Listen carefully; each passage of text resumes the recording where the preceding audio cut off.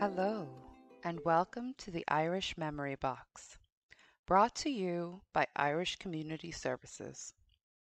ICS is an immigration and social services provider located in Chicago.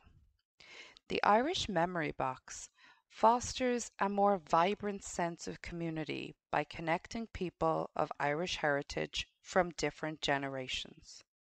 It is a new way for Irish generations to communicate and learn from each other. Today, Ambassador Dan Mulhall will be interviewed by Mallory. Mallory, can you tell us a bit about yourself? Yes, hi, my name is Mallory Turner. I'm a sophomore at Fenwick High School in Oak Park, Illinois. I'm also a competitive Irish dancer, and I've been dancing for about 12 years now. I've actually had the chance to visit Ireland, and I was able to see some of my relatives who live in County Mayo, so I'm always excited for an opportunity to learn more about the Irish culture. Awesome. Thanks, Mallory. And Ambassador, would you be able to tell us a bit about yourself? I was born in Waterford in the southeast of Ireland. I studied at University College Cork, where I did an MA in Irish history. And I've been in the Foreign Service for more than 40 years now. I hate to say, but it's true. So I've been a long time around the tracks, and I've always enjoyed connecting with the Irish community, and nowhere more than here in the United States, with such a wonderful and diverse and really passionately Irish community. Although in many cases they may be generations removed from Ireland, but they still have that love for Ireland, which is really uplifting for an ambassador to experience. Okay, my first question is, where were you born?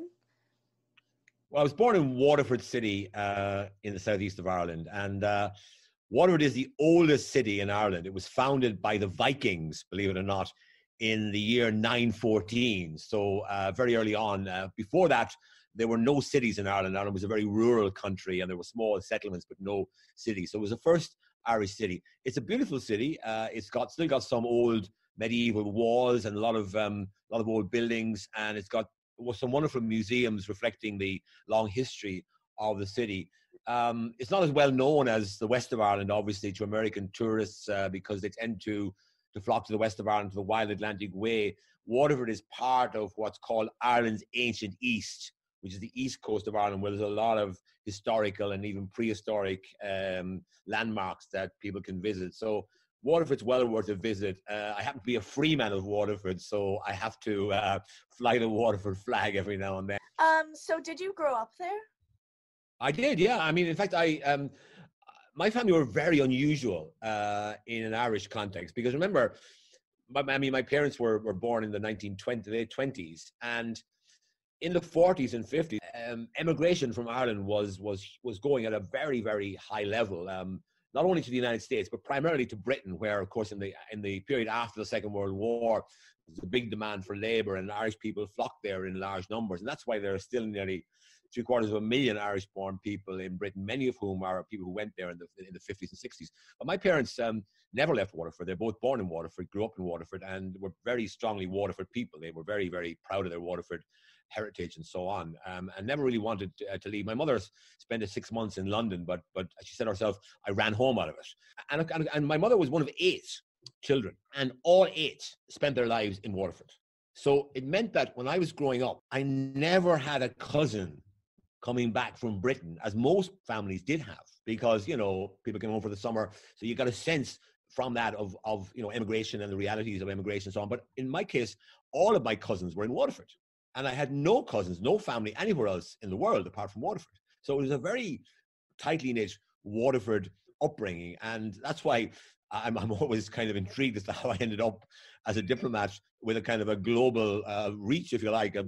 I've lived in 10 countries, because my upbringing wouldn't in any way point to somebody who would have had an interest in becoming an international traveler, as I have been as a member of the Irish Foreign Service. Yeah, totally. Where did you attend school, and what did you study? Well, I went to primary and secondary school in Waterford, a Christian Brothers school called Mount Sinai. It was the first Christian Brothers school in the world, founded in 1803 by a man called Edmund Ignatius Rice. But when I went to college, again, I wasn't that adventurous. In Ireland, you tend to go to the nearest college. It's not like America, where you kind of can go anywhere in the country, and if you've got the resources, you can study wherever you want. In those days, at least, and still today, I think to a large extent, people go to the nearest university. I went to Cork, which is 70 miles from Waterford, and it's a lovely city, a beautiful campus, founded in the 1840s. When I was there, it had about 4,000 students. Now it has 25,000. So it's become quite a big university in the years since I was there. But when I was there, it was a very exciting time to be there, because free education had come in Ireland. Free high school education had been introduced in the late 60s. So by the early 70s, when I went to college, a lot more people had finished high school and wanted to go on to college. So most of my friends at college were from families like mine, who were going to college for the first time in their lives, first time in the family. They were the first members of the family ever to go to college. And that was the case with me. No member of my family had ever been to college before. Most of them hadn't even finished secondary school in the generation before me. But I was sort of this new, groundbreaking generation of Irish people who were able to experience the delights of higher education. And I certainly benefited hugely from that. Interesting. Where have you lived throughout your life so far? Well, I started in Waterford. I went to Cork for university. I spent a number of years in Dublin as a young diplomat before I went abroad. I started my career overseas in India. Then I went to Australia. I took 2 years study leave, and I did some further study in Australia, did some teaching there as well. Then I came back and went to Vienna. I then went to Brussels, and then Edinburgh, and then Malaysia, Kuala Lumpur, where I covered Southeast Asia. I covered Vietnam, Laos, and Thailand from Kuala Lumpur. And then I went to Germany. I went to London as ambassador, and now I'm ambassador here in the United States. So I've lived in 10 countries. I've been a diplomat in 8 of those countries. Of course, in between my foreign postings, I also did jobs in Dublin.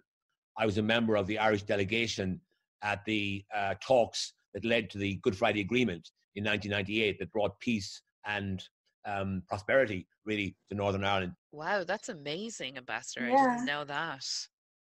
Yeah, no, I was there on the day. I mean, on the Good Friday when the agreement was reached, and we stayed in a house which was kind of guarded by police and army, because at that time, there were certain tensions there. That was a memorable experience, certainly. And when we got back to Dublin, it was a great, relief to realize that we'd been part of a very historic day, a very historic period in Irish history, and that we had achieved an outcome that was positive, and that has saved thousands of lives in the 20 years that have followed. Wow. So when you go to all these countries, do you have to know like a bunch of different languages to be able to talk to the people there? I speak, obviously, apart from English, I speak Irish pretty well. I speak French and German, and I have a little bit of Malay. I learned a little bit of Malay when I was in Kuala Lumpur. But in most places, the language is either English or French. And if you know English and French, you're probably able to get on in most places in the world. Obviously, the more you know about the local culture and language and history and so on, the better you are as a diplomat. But I would certainly recommend anyone going into diplomacy should certainly learn a few languages. Mm-hmm. Which was your favorite place to live and why? Well, you have to kind of look at that in different ways, My favorite posting is definitely the United States. I'll tell you why. I'm not just saying that because you're American and because I'm talking to you. No, not at all. It's because when you're a diplomat, an ambassador, one of the things that really is important to you is that your work should be relevant. And the more relevant the work is, the happier you are. And the second thing is your country well received, and is its relationship with the host country, in this case the United States, valued by both sides? And the answer to both of those questions is yes in America. Yes, yes, yes. In terms of lifestyle and and kind of the enjoyment that you get from places. I mean, Kuala Lumpur was a marvelous posting because we covered 4 different countries, 5 actually, because we also covered Burma, Myanmar at one stage. So traveling around Southeast Asia was fascinating. You go from Malaysia to Thailand. It's a different family of languages that are spoken in the two countries, Wow. right? You know, the Malaysians are mainly Muslims, the Thais are mainly Buddhists, right? You know, the Malaysians are basically from the kind of period, the place south, you know, in the kind of Indonesia, you know, the archipelago down there, whereas the Thais are essentially coming from China. So you've got different races, different religions, different languages, and different cultures. And then you go to Vietnam, and it's an entirely different language, a different culture, a different history. So it's fascinating. I found that fascinating in particular to travel around Southeast Asia. So I really enjoy that. And then from the family point of view, and that's also important, by the way, because, you know, you a diplomat, it's not just yourself, your family as well.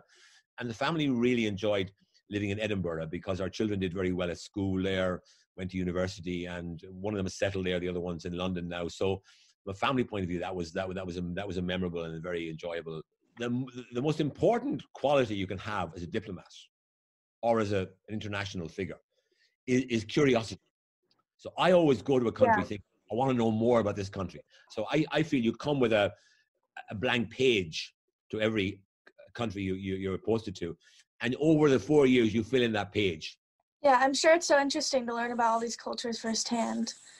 To be honest, I wasn't very familiar with the job of an ambassador, so I did a little research earlier this week. But I was wondering if you could give an overview of your role in the government for any listeners. Okay. I always think of it as having 4 strands, okay? The first is dealing with the government of the country that you are assigned to.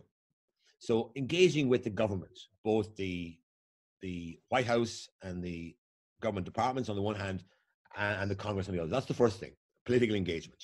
The second point is engaging with the Irish community in America. So 35 million people, I can't meet them all, but I can, through traveling around the country, engaging with people, attending Irish events, using my Twitter account at Dan Mulhall, I can kind of connect with Irish Americans. That's the second thing. The third thing is what I call economic promotion. In other words, promoting Irish exports to America, because America is our biggest export market. So our economy depends heavily on the American market and on Americans buying Irish products. And then, of course, there's also encouraging American companies to invest in Ireland. And the third area there under economic promotion is promoting tourism from America to Ireland. So in 2019, last year, we had 2 million plus Americans came to Ireland. And this year it's much lower number. It's probably more like 100,000. So it's really gone down hugely. But hopefully next year, we'll see a huge surge in Americans going to Ireland again, because Americans do like going to Ireland, and the embassy works to try and encourage them to do so. And then finally, what I call telling Ireland's story. So that's done by doing media events, doing events like this, giving lectures, speeches, working through our social media accounts on Twitter and Facebook to get the Irish message across. And then there's a final thing, which in some ways the most important, but it's one that, you know, it's not high profile. It's not sort of, it's not glamorous, but it's vital. And that is providing services to Irish citizens in America. The core thing that we have to do as diplomats is to look after Irish citizens in America. So how do you get like placed around in different places? Like how is that decided where you go? Now we have a system where, you know, if you're ready for posting and you want to go on an assignment, you get a list of countries that are available, and you send your list in 1 to 10 or whatever. And then they try and match you with your choice. But of course, everyone wants particular places are very popular, like America is very popular. Yeah. So ultimately, if 10 people apply for the job in Washington as ambassador, only one can get it. So that decision is made by the foreign minister and by the ultimately by the government. The government appoints ambassadors, and then the president signs your credentials, which you hand over to the receiving government, in this case, to the president of the United States. What's the biggest challenge of your job? I think the biggest challenge is being away from home. I was away from Ireland when my mother died, when my father died. I had to come home for the funerals, but they had died by the time I got home. What are the perks of your job besides being all over the country? I'm sure that's interesting. Well, the greatest privilege is to represent your country.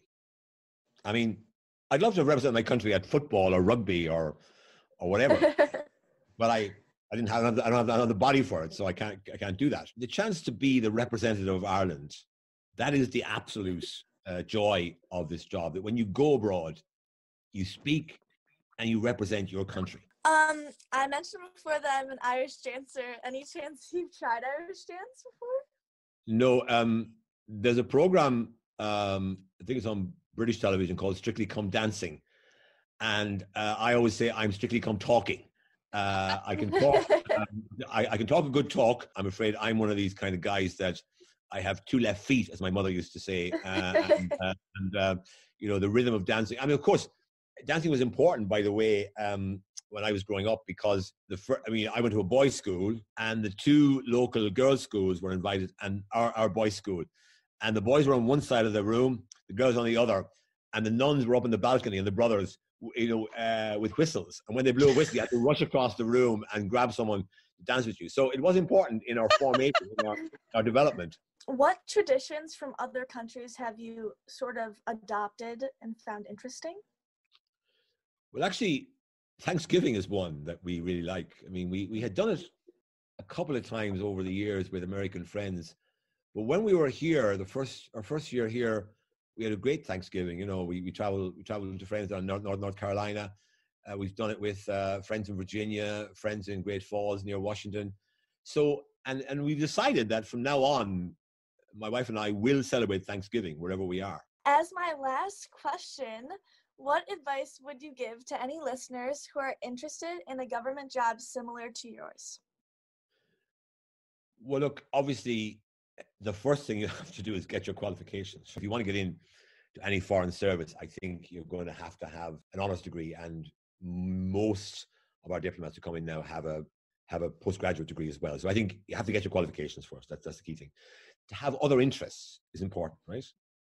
Because, like, the fact is that the foreign ministry here in Ireland, and also in America, I'm sure, and elsewhere too, they're not looking for the smartest, academically most brilliant person.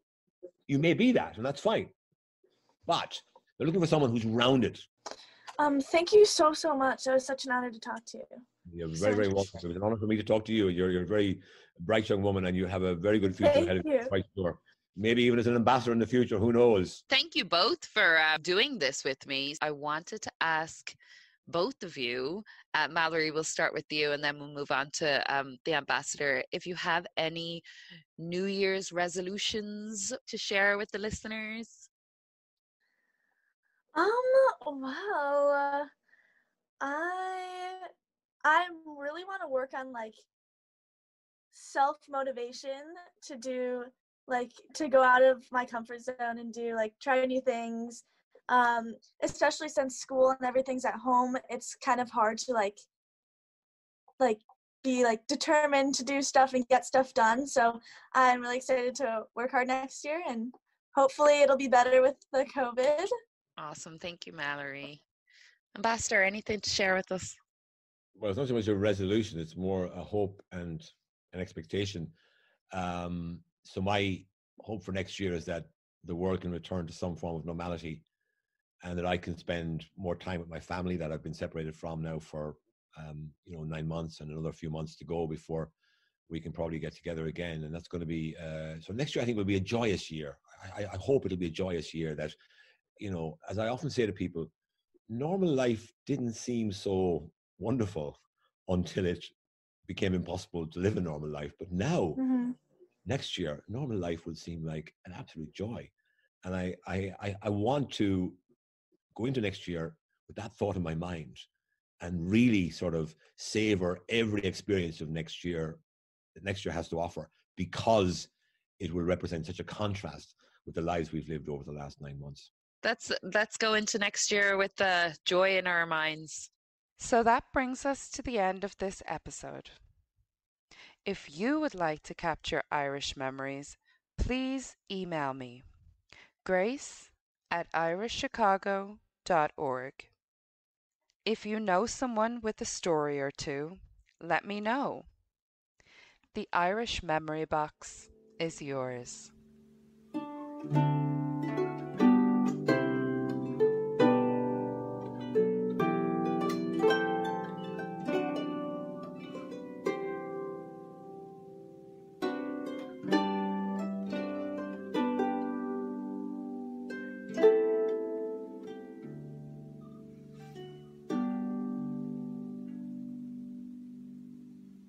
All right. Well, thank you.